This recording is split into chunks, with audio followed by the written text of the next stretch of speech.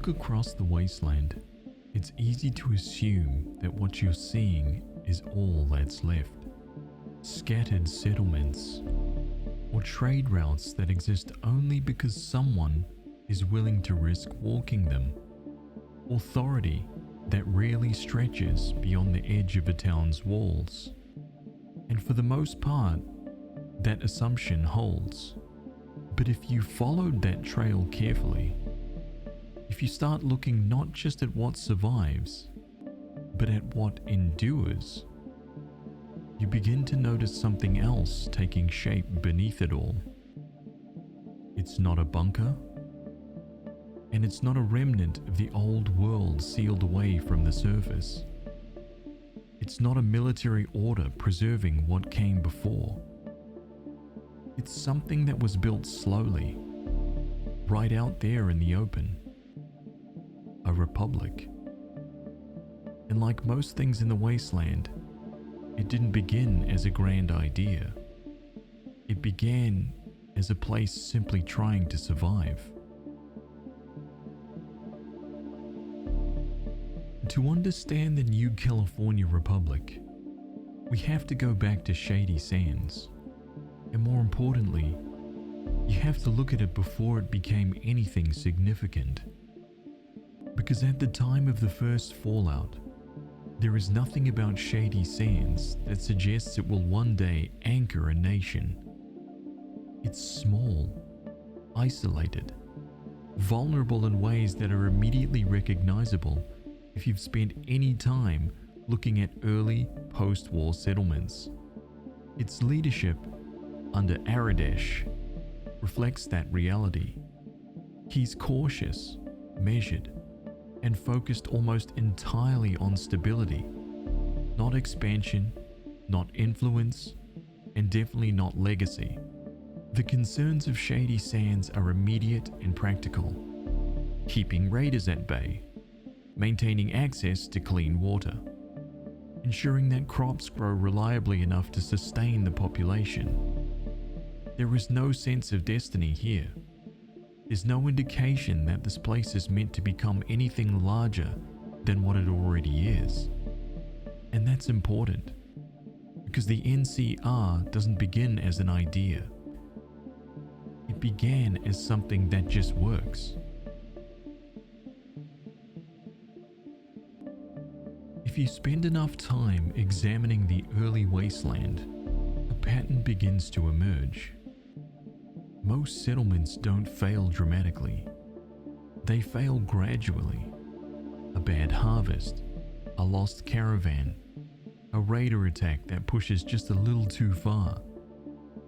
Over time, instability compounds until something gives. But Shady Sands didn't follow that pattern. Instead, it holds.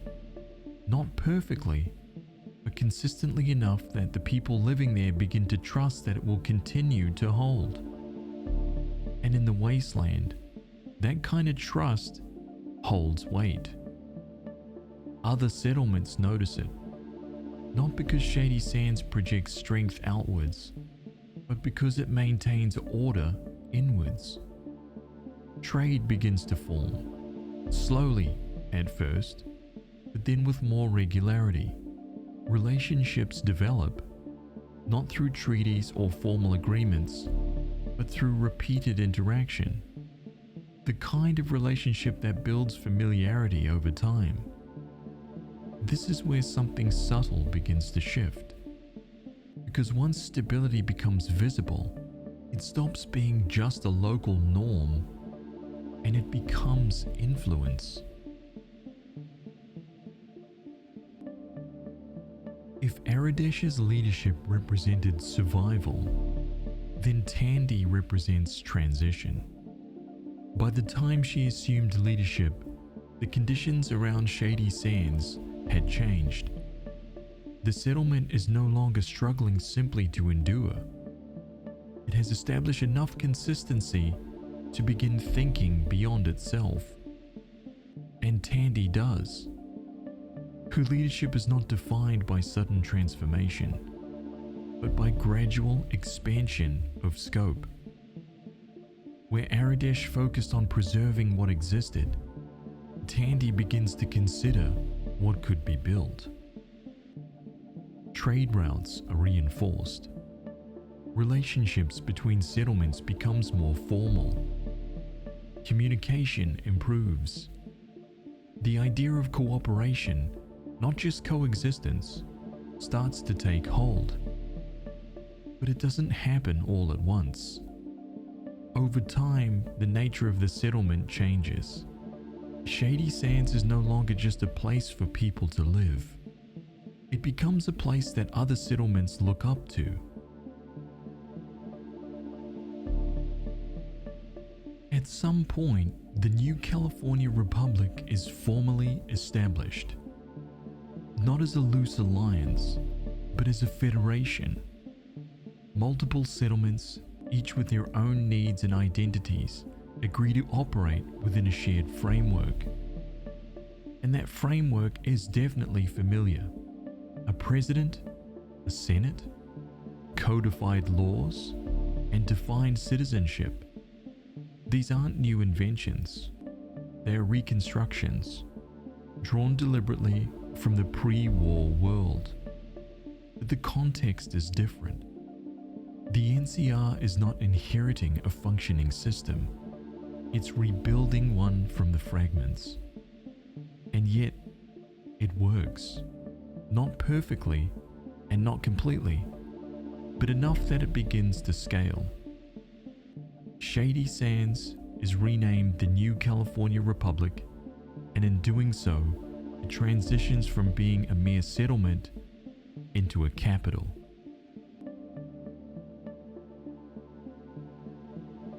As the NCR expands, the nature of its growth becomes a lot more complex. Some settlements join willingly, drawn by the promise of protection, trade, and stability. Others become part of the Republic through pressure, economic, political, or strategic. Expansion in this context is not purely cooperative, it's negotiated, and sometimes it's even enforced. This is where the NCR begins to resemble something more recognizable, not just as a government, but as a state. Territory is defined. Borders now matter. Resources become central to decision-making. The Republic grows. But with that growth come new variables.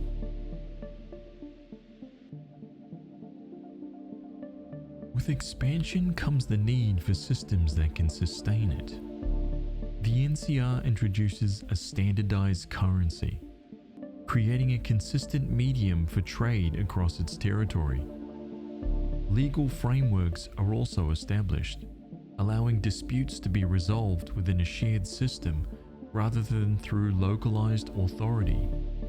Infrastructure begins to take shape. Caravan routes are now protected. Roads are maintained wherever possible. Communication improves. And these changes all reinforce one another.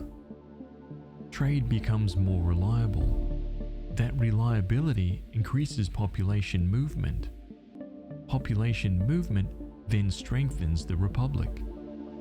But the same systems that enable growth also introduce strain, because every layer of that structure now requires maintenance, and maintenance requires resources.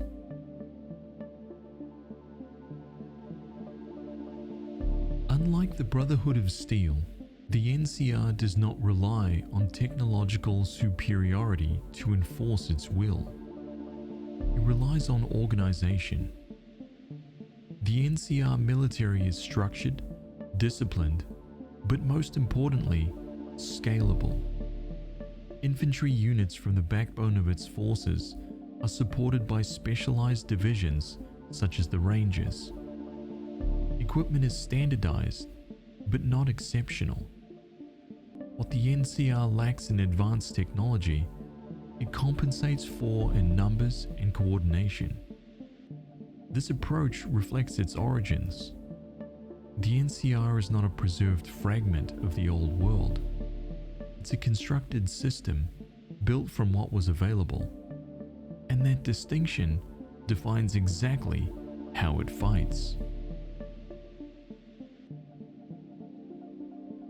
The NCR's expansion inevitably brings it into conflict with the Brotherhood of Steel, and at a surface level, the conflict is all about territory, but underneath that, it's ideological. The Brotherhood believes that advanced technology must be controlled, restricted to those who understand its risks. But the NCR, by contrast, sees technology as something to be integrated into society, distributed where it can support growth. These positions are absolutely incompatible, and so conflict becomes unavoidable.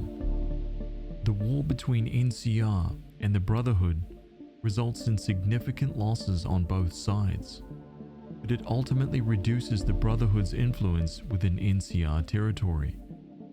For the NCR, that victory is a consolidation of power, and for the Brotherhood, it's a retreat.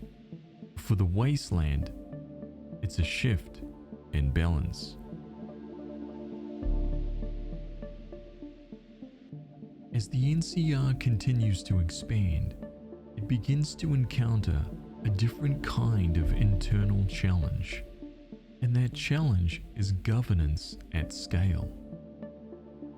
Decisions made in the capital affect regions hundreds of miles away. Therefore, resource allocation becomes highly uneven. Bureaucracy grows, not deliberately, but as a response to increasing administrative demand. And over time, this creates a structural distance between leadership and the frontier. And in that distance, inefficiencies emerge, and corruption appears as a byproduct of scale. The NCR is still functioning, but it's no longer simple. By the time we reach the events of Fallout New Vegas, the NCR has pushed east into the Mojave Desert. This expansion is driven by very clear objectives: control of the Hoover Dam, access to water, and strategic positioning. The Mojave is not Shady Sands. It's further from the Republic's core. Supply lines are stretched very thin. Troops are deployed in unfamiliar territory, and local populations do not always align with NCR governance. So although the Republic remains powerful, here in the Mojave, its limits become visible.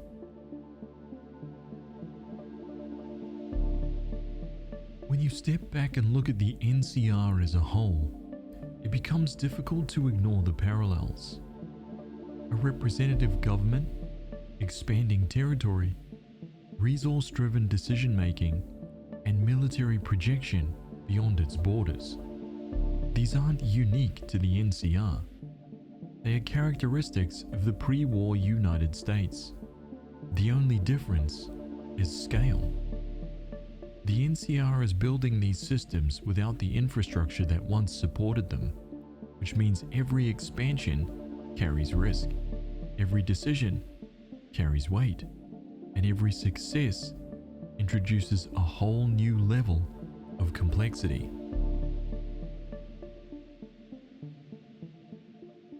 The NCR proved something fundamental about the post-war world. It proved that large-scale governance is possible, that law can extend beyond a single settlement, that trade networks can stabilize, that a population can identify as part of something larger than their immediate surroundings. But it also proved something else, that rebuilding a nation doesn't eliminate the challenges that defined the old one. The NCR was built slowly and unevenly, from settlements that chose cooperation over isolation, and from people who believed that something larger than survival was still possible. And for a time, that belief held. The NCR brought law back to the Wasteland. It established trade where there had only been risk. It created structure where there had only been fragmentation. But as it expanded, it also began to encounter the same pressures that shaped the world that came before it. Distance, resources, authority stretched across land it couldn't fully control. Because rebuilding a nation does not erase the conditions that once led to its collapse, it recreated them, piece by piece, often without realizing it. And in the territories beyond its borders, another system began to take shape. Not a republic, not a negotiation, but something far more rigid. A society built not on representation, but on control. Not on law as agreement, but on law as an absolute authority. If the NCR represents one possible future for the Wasteland, then what emerged next represents another.